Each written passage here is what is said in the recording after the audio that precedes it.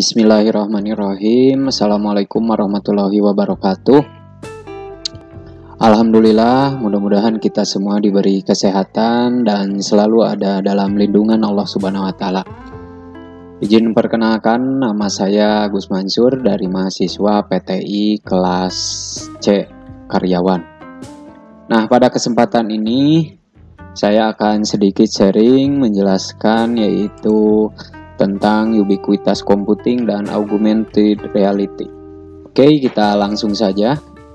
Ubiquitous computing disebut sebagai gelombang ketiga dalam komputasi. Yang pertama adalah konsep mainframe, di mana sebuah mesin dipakai oleh banyak orang ya secara bersamaan, atau one computer many people. Jadi komputernya satu tapi bisa digunakan oleh banyak orang. Nah, sekarang kita berada pada era personal komputer, ya, yaitu seorang menggunakan masing-masing mesin yang dimilikinya, atau one person one computer. Karena komputer menjadi semakin murah dan menjadi sangat lazim, selanjutnya akan datang ubiquitous computing dan menjadi era one person many computer. Atau bukan datang ya, sekarang sudah terjadi tentang ubiquitous computing ini, gitu ya.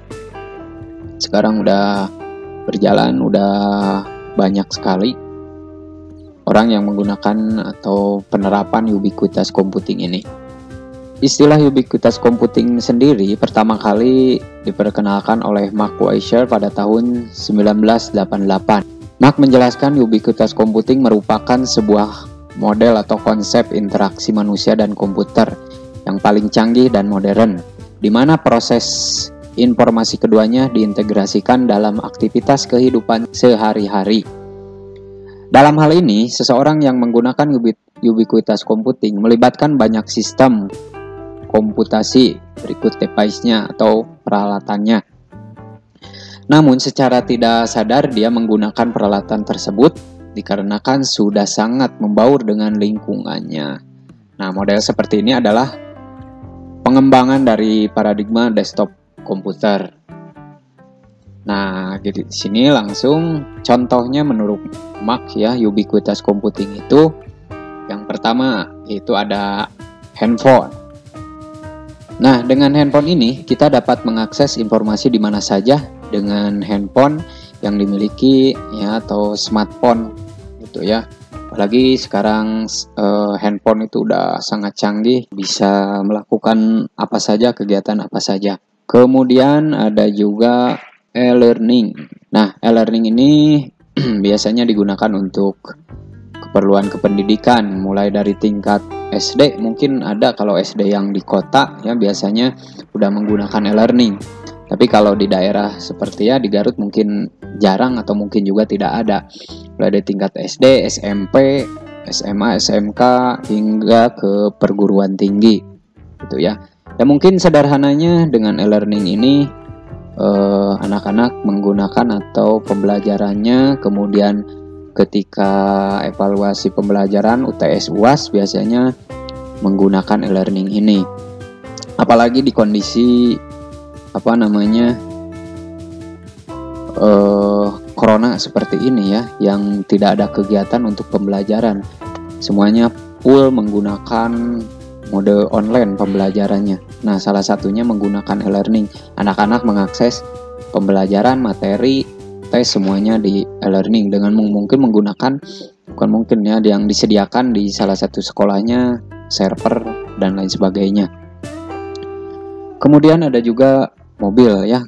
Nah, sekarang mobil juga tidak hanya menggunakan bensin atau tapi juga sekarang udah dengan sistem listrik atau chargernya menggunakan listrik.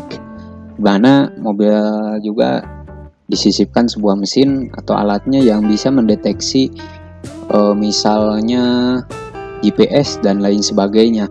Atau mungkin juga yang hal sederhana ketika si mobil tersebut parkir, di mana misalnya memasuki garasi biasanya ada kode atau misalnya gerbangnya sudah terbuka secara otomatis ketika mau parkir atau misalnya ada kode lain sebagainya. Kemudian ruangan. Nah, dengan ruangan atau rumah misalnya ya, atau instansi dan lain sebagainya, sekarang udah terbaut dengan teknologi. Disisipkan semuanya, ada peralatan-peralatan teknologi yang integrasinya nantinya semuanya berbaut dengan komputer. Kemudian yang terakhir yaitu kulkas. Nah, sekarang kulkas juga sudah canggih, tidak hanya kita menyimpan dan lain sebagainya, tapi juga sudah berbaut dengan teknologi. Bisa dilihat displaynya seperti apa, suhunya berapa, dan lain sebagainya. Nah, itulah sedikit tentang pengertian ubiquitous computing. Oke, yang berikutnya yaitu tentang augmented reality. Augmented reality atau sering disingkat dengan AR merupakan teknologi di mana seseorang mengalaminya melalui video atau audio 3D. Nah, apakah terdengar sama dengan virtual reality atau VR? AR dan VR ini memang hampir sama, namun ada perbedaannya. Nah, jika virtual reality membawa seseorang ke dalam dunia berbeda untuk merasakannya, beda hanya dengan augmented reality, teknologi AR berhubungan dengan dunia nyata. Contohnya di sini ya, yang sudah menggunakan AR ini yaitu perusahaan cat Dulux, di mana mungkin ada juga teman-teman atau sahabat semua yang udah mencoba.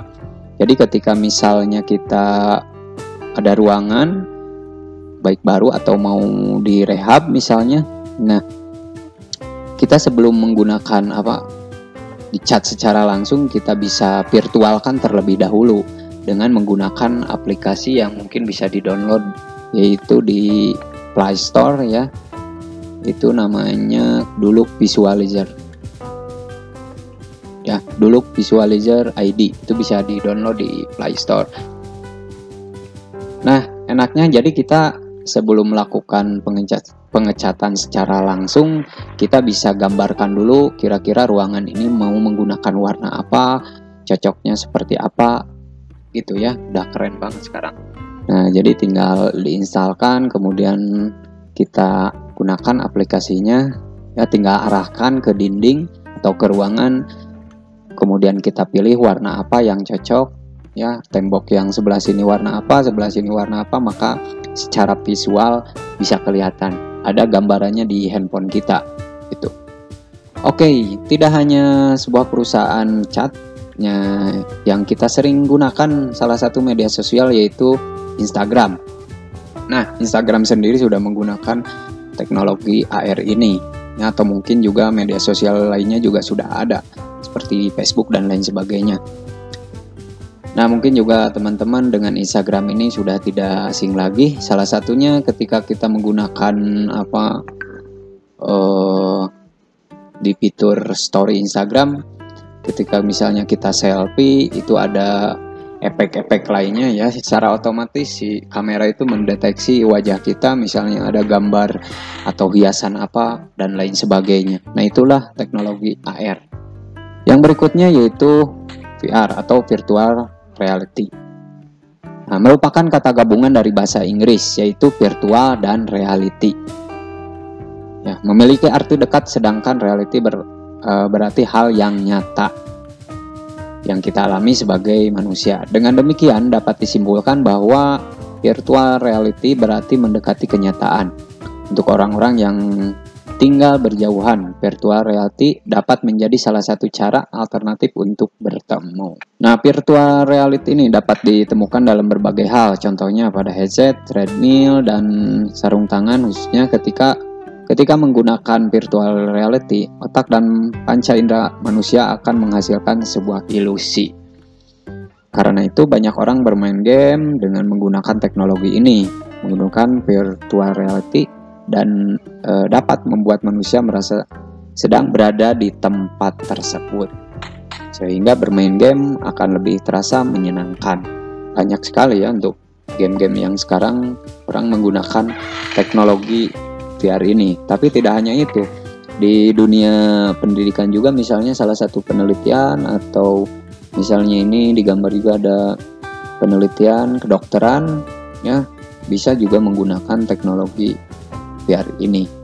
hasil karya dari anak-anak sekolah, yang dimana teknologi ini kebetulan yang dibuat dari SMKN 4 Garut.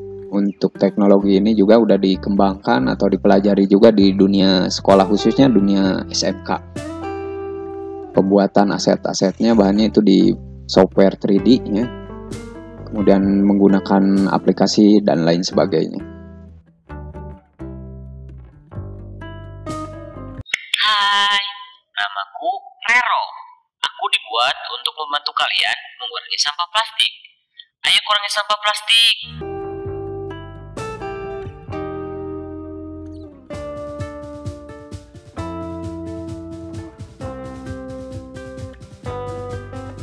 Nah, kemudian ada juga salah satu game yang menunjukkan teknologi virtual reality.